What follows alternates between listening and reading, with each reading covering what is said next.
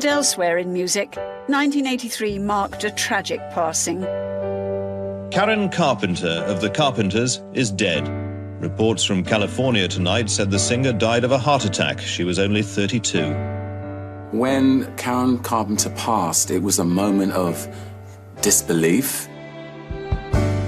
It didn't seem possible, really, because, you know, in the 1970s, you grew up with that voice and that double act of the Carpenters, and it always seemed like a safe place. And suddenly that was shattered. I remember exactly where I was when I heard about the death of Karen Carpenter. But I remember coming out of school, my mother was waiting and picking me up in the car, and it came on the news that she'd died. And I just remember being shocked. It emerged that Karen's heart attack was the result of a disorder that few were aware of in 1983. I don't think I'd really heard of anorexia before that. I think our understanding of that eating disorder was just emerging. And Karen Carpenter was, I guess, the first high-profile casualty of it. I knew people who didn't eat sensibly. I knew people, probably me included, who followed ludicrous diets. Have you heard the body bell lately? There was a sort of diet-obsessed culture. It's that little bell that rings inside you when you need to watch your weight.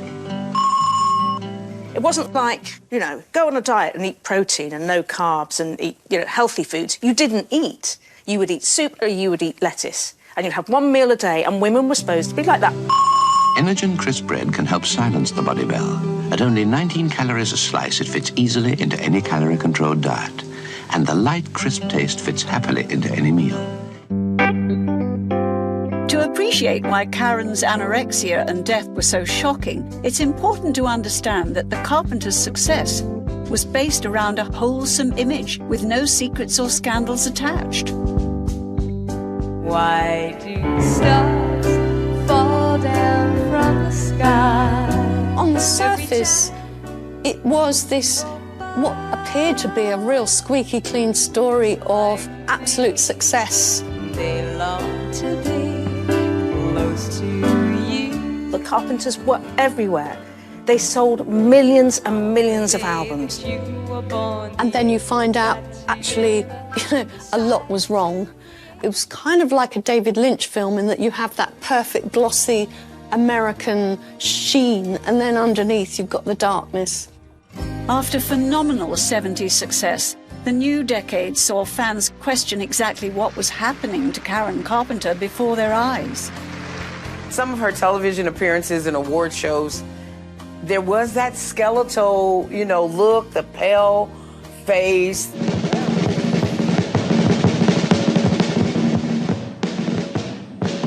Karen Carpenter had always denied that she'd had an eating problem. She had been asked about it before, and of course, because she was so, quote-unquote, painfully thin.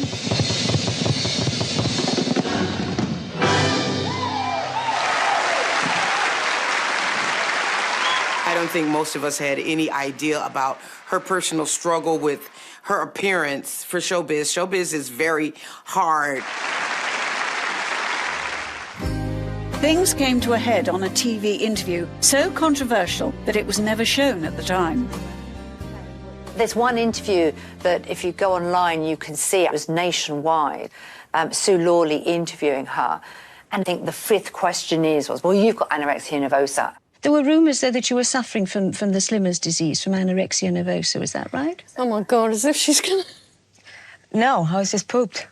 But you did get tired out. Yeah, well, Sue, I'll tell you all about it. Of course she's not going to say it. You went down to about 6 stone in weight, I think, didn't you? I have no idea what 6 stone in weight is. It's very uncomfortable watching it. You can see her distress. I don't think it ever went out.